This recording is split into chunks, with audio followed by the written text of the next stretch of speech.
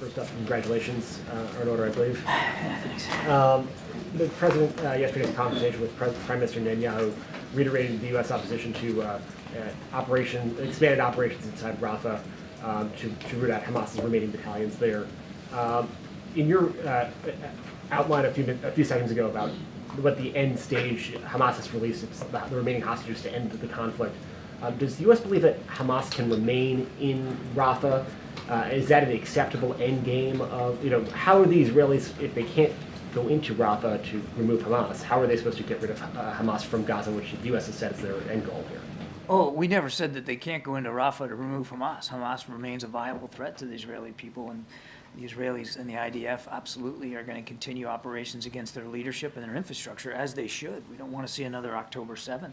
What we said is we don't believe that it's advisable to go in a major way in Rafah without a proper, executable, effective, and credible plan for the safety of the more than 1 million Palestinians that are taking refuge in Rafah. They've left the north, and they certainly went south out of Khan Yunis to try to get out of the fighting. So Israel has an obligation to make sure that they can protect them.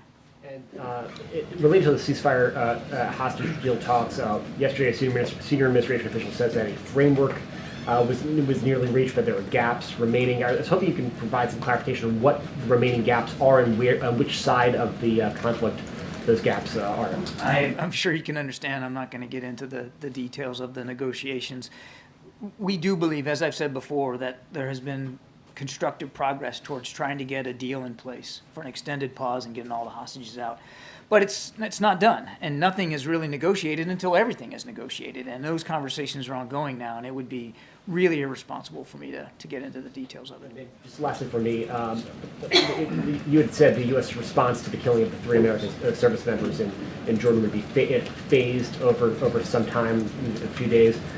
Is it safe to say that the U.S. response at this point is concluded, or is it still ongoing? You'd have to wait and see.